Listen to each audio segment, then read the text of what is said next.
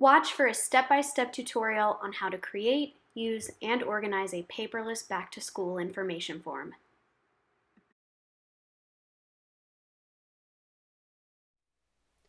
When you get your file, it's going to look exactly like the Google form.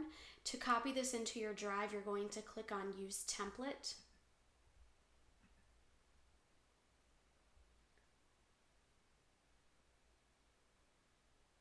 What this does is it takes this file and immediately copies it straight into your Google Drive. It gives you your own copy, and you are now ready to edit.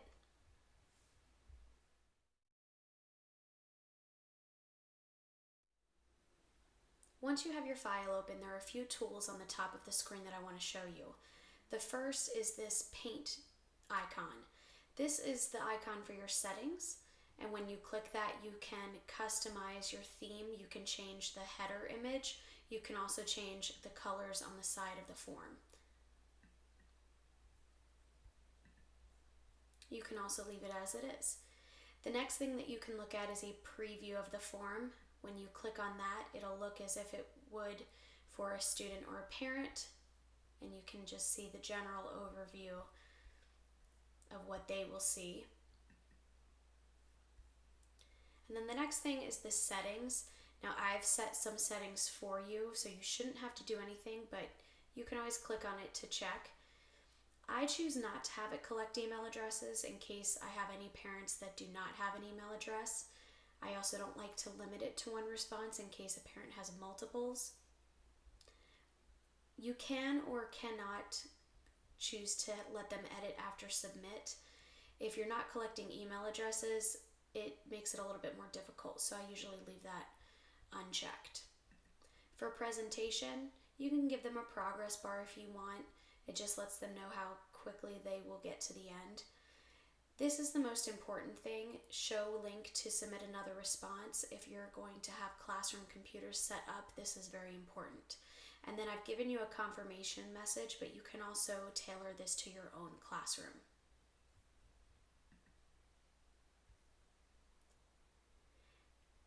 Next, these are the questions. You can change the title of the form, you can change the directions of the form or the description, and then you can also customize every question. Now, if you are a departmentalized school, you may want to add each teacher's name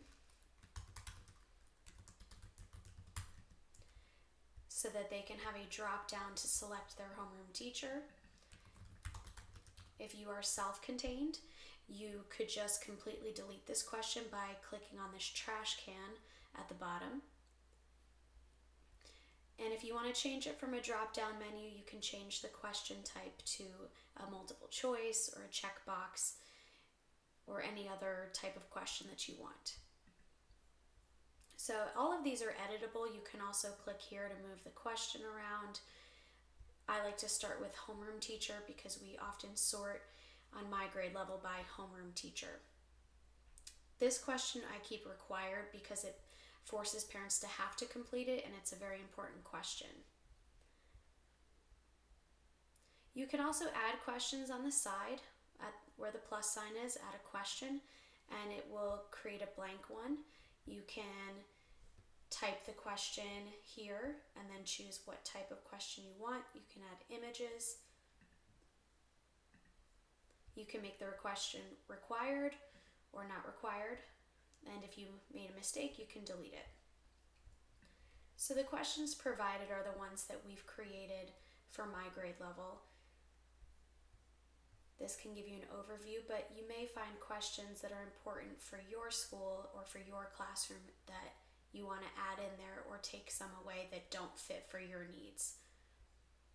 You can also customize the transportation boxes if you have specific bus numbers, but we also included a question where it asks what bus number if they do ride a bus. These types of questions I do not require since they may not ride a bus, so if they do ride the bus, they can include that.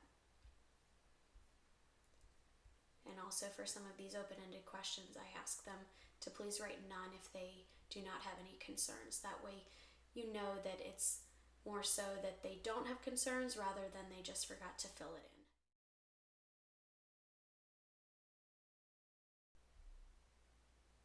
As soon as you're ready to send out your form to parents, there are a few options for how you can give it to them. If you click up on the top right on the send button, there's a couple of options. You can send an email to them. This can be challenging at the beginning of the year if you do not have all of their email addresses because you can't send it to them.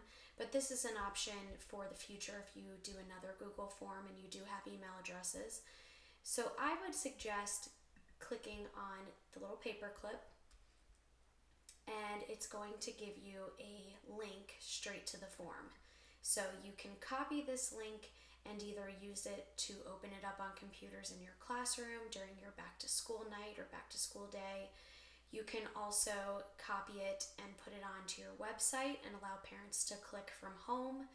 And then the other option is you can take the Google Forms link and copy it and make it into a shorter link in bit.ly or another link shortener that you choose.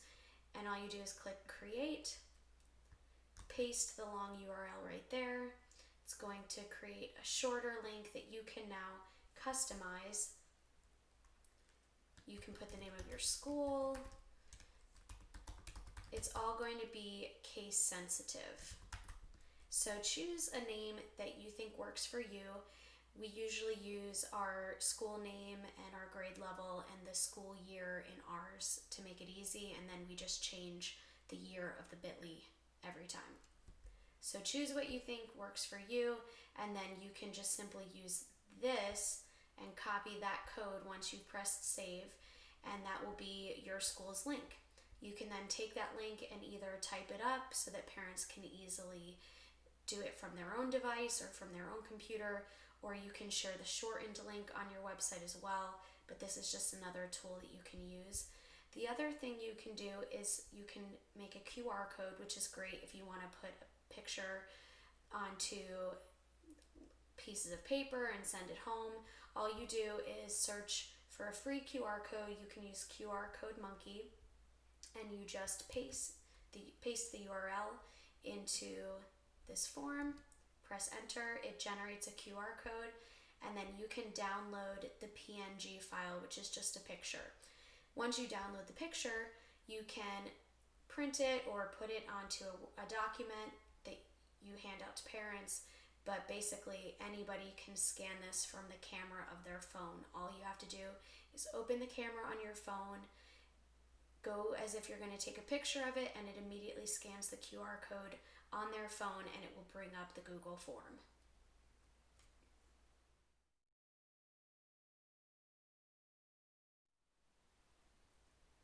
This is what the form will look like to your parents. So I'm going to show you just really quickly how they're going to fill it out. They're going to choose the teacher and fill in all of this information. So I'm just going to go through it very quickly.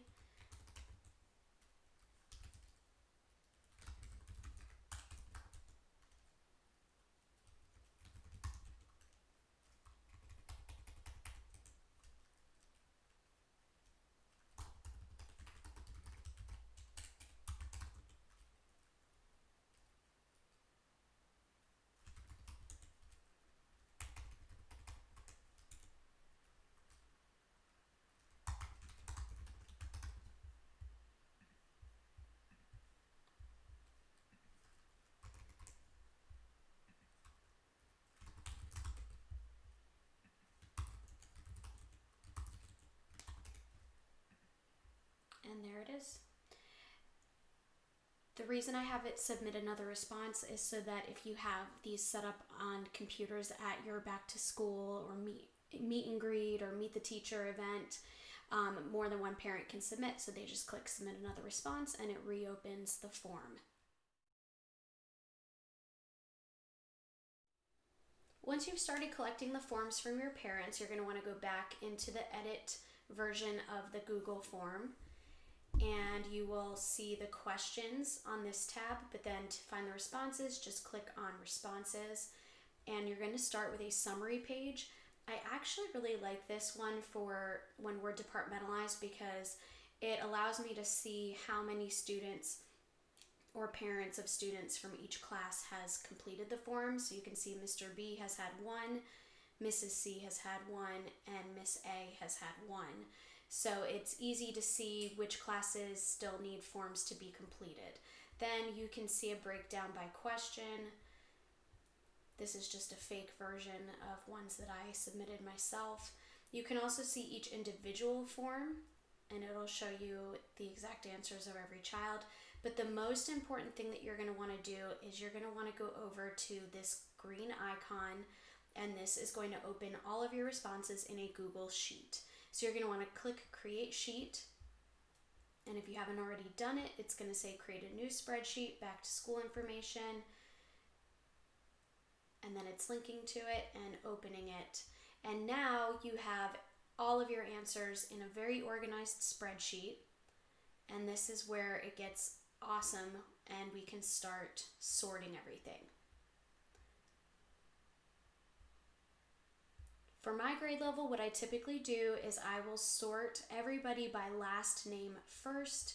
You just click on the down arrow at the top of the column that you want to sort, and once you click it, you're going to want to sort sheet from A to Z. That puts them in alphabetical order by last name, starting with the beginning of the alphabet. I do the last name of the child first, and then I will go over to homeroom teacher and sort the sheet from A to Z there as well. So what that ends up doing is it sorts every homeroom alphabetically, so I can see my homeroom in alphabetical order, then I can see my team members' homeroom in alphabetical order, and then we have an entire grade level grouped by homeroom and seeing it alphabetically. And as we continue to collect the responses, I'll continue to sort. You can also sort by their transportation. So if you want to scroll over, you can see who's a carpool person, who's going to be walking, who's going to be a bus. And another trick is if you want to be able to check out each person's information without constantly scrolling over, you can click on the column that you want to freeze. I want to see all the information to the right of the child's last name, but be able to still see the child's name. So I just click on the top of that column, and then I go to View, Freeze, up to the current column. And that basically sticks all of this together on the left here. I usually get rid of the timestamp. You can also hide that. And sometimes I will make these a little skinnier just to have more space. But now what I can do is I can scroll, and it keeps the students' names stuck on the left side or frozen so that I can see all of their information.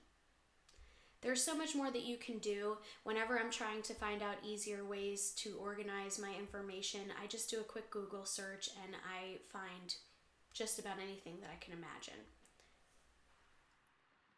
To get your own editable form, you can go to the link provided, or you can go to my blog post and read more about it at terrysteachingtidbits.com.